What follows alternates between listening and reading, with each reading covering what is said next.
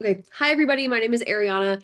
Today we're going to talk about outlining. And before we started this class, somebody asked, okay, when do you outline? Why do you outline? Kind of like, what are the different thoughts and methods on outlining? So here's a couple of things, right?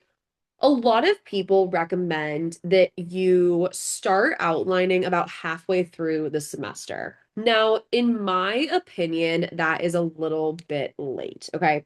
Halfway through the semester takes us to about midterms. And so you want to have an outline made before you sit for your midterm, because then you can see if the structure works for you, if the organization works for you, if you like the format, if you felt like it was helpful, all of the things like that, right? So my recommendation is, and this is going to depend on the class, right? So for example, I had a no, not my property, my evidence professor. This man, I love him to pieces still. I'm obsessed with him. He's very cool, but we would get through like half a case a class.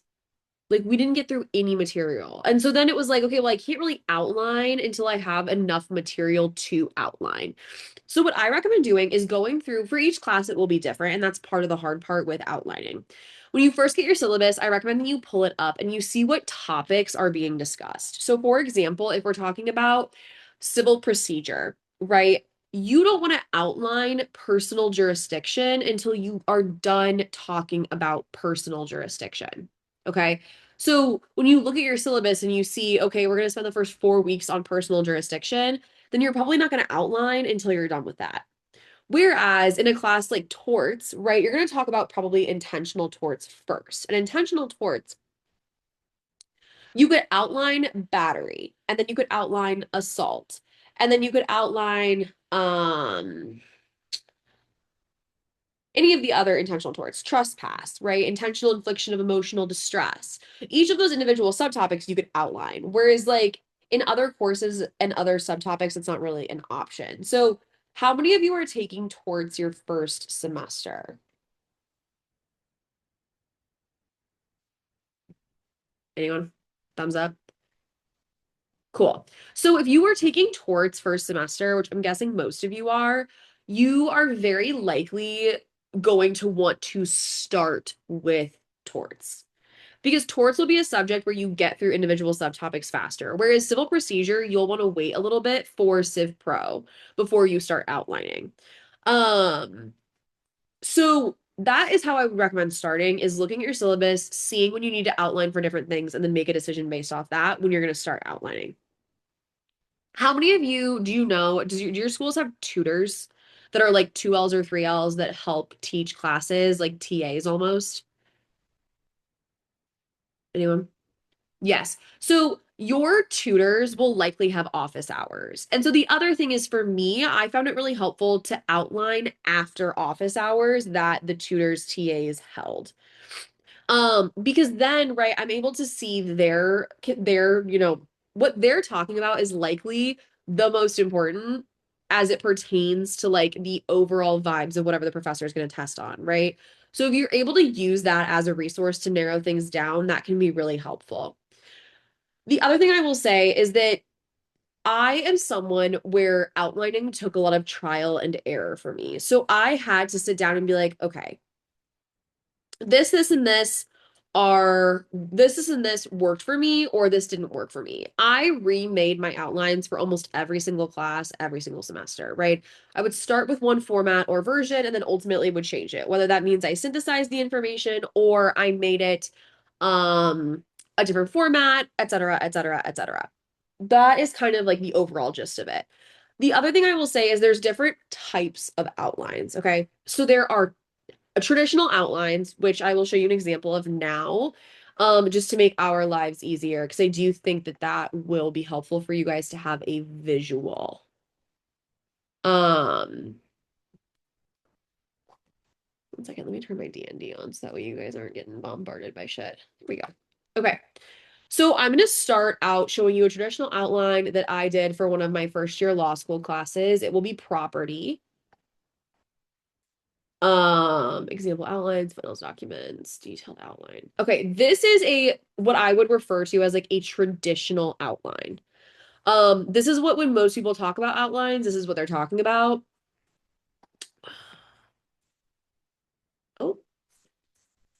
Something's happening with my word, but that's okay. Okay, can everybody see this okay? I'm gonna assume yes. So at the very top, I have a table of contents that goes through and talks about all of my, the various topics and subtopics that I'm going to discuss in my outline. Then I have a key concepts page that gives general definitions of things. Then you're going to get into, this is a key term, right? This is trespass. Okay, what does that mean? Okay. Then we get into trespass remedies, right? And then I have a case listed where I talk about the facts and the issue and the rule. And these are things, right, that I'm going to pull from that case brief we made last week. Now, if you are in a position where you will, sometimes your professors will say to you, I care about case names. And sometimes they'll say, I don't care about case names, right? If they don't care about case names, then you can just pull the rule here and have this. Now, if you are going to a if you are having a class where it is open note slash book, right? Then you can have a 90-page outline or a 70-page outline like I have here, right? Now, if you're taking a class that is closed book, right, you're going to want your outline to be like 30 pages max. You're not going to want all of this detailed holding. You're going to want to focus on a 2-sentence blurb about the facts and then the key rule that you want to take away from the case. Um, but once again, this is an example of a classic outline, as I'll call it, because this is what most people mean when they say the word outline. Okay, so that is an example of a traditional outline. So now we are going to get more in the weeds of like some chaotic versions of outlines, and this is a very like Ariana coded version of outlining. For some of my classes, I essentially would break up my outline into individual quote unquote attack outlines.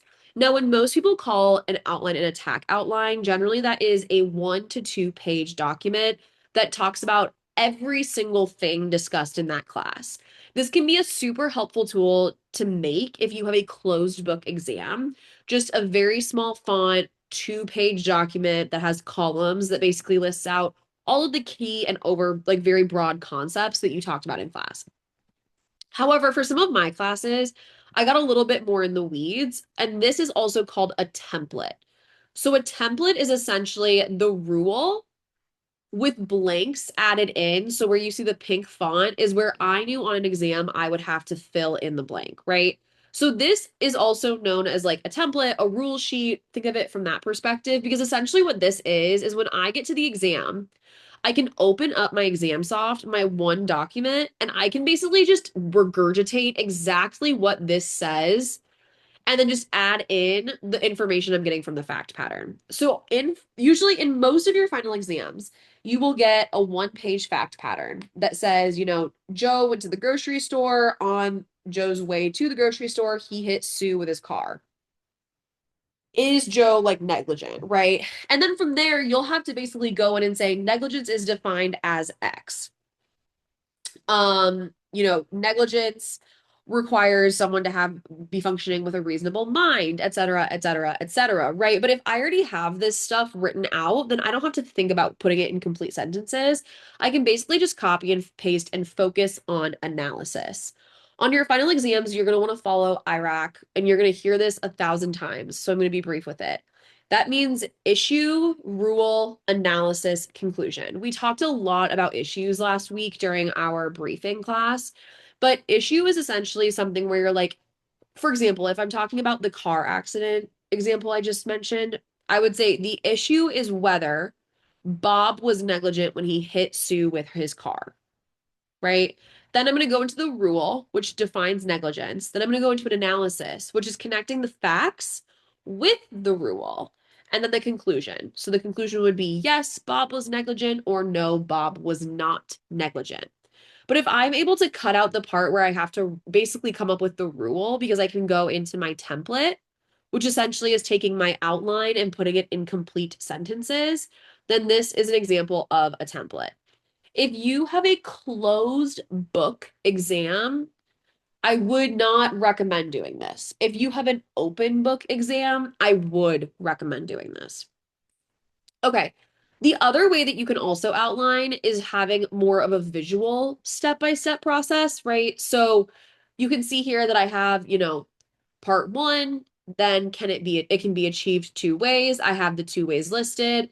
I essentially have like a yes no diagram that then leads us to the answer. So this is another tool that I did find to be really helpful in subjects like civil procedure and contracts, because a lot of them are very like these two subjects are very step by step. So if number one is true, then we have to analyze number two. If number two is right, then we have to analyze number three. Whereas in a class like torts, it's very element focused, right? So you have to know the elements of negligence, the elements of battery, the elements of trespass. In a class like property is similar to torts, where you have to know the elements of adverse possession and trespass. Con law is kind of its own beast, but tends to be more like civil procedure or contracts. So anyway, this is another really helpful visual. Like I said, you guys can access all of these for free and have like a better idea of what these look like, but this is just another example of how you can make an outline. This will take trial and error. Like I said, you're gonna have to figure out what works for you and what doesn't. I used to call them study guides before I went to law school, but if you've ever done this where you basically take all of the information you learned in class and consolidate it down into one document or into lots of little documents, right? You've outlined before. It's essentially just a fancy way of saying making your own review document. Let me pull up.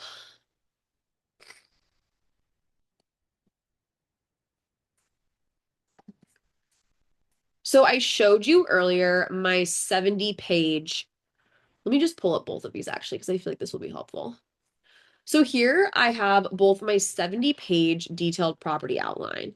And then to the right of it, I have what I'm going to call an attack outline versus a template. The attack outline is a very short version of whatever your full outline is. And this can be the helpful tool you can make if you have a closed book final. So let me screen share this. Okay. So if you look over here on the left-hand side of your screen, this is a 71-page document. Do you see how much? So let me go up to the very top and let me search.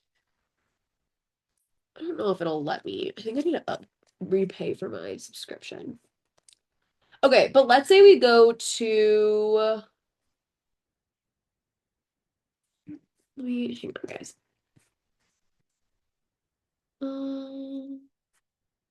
This is super, super detailed, right? This has almost 3 pages probably about adverse possession.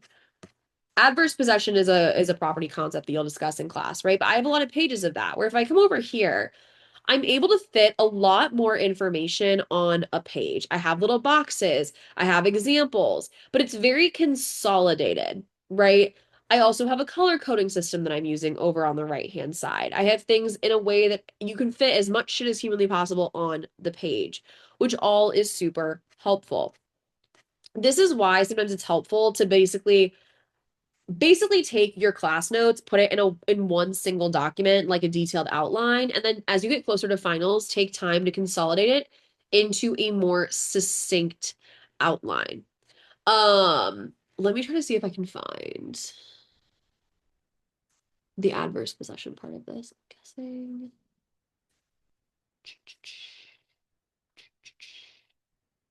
It's annoying I can't search. But anyway, moral of the story is this is the example of attack outlines. This is the example of a detailed outline. One is 70 pages, one is 15 pages. You also can have an even shorter attack outline. Like I said earlier, that's like a single document or a single page. It's like a front and a back. Okay, let me stop sharing my screen.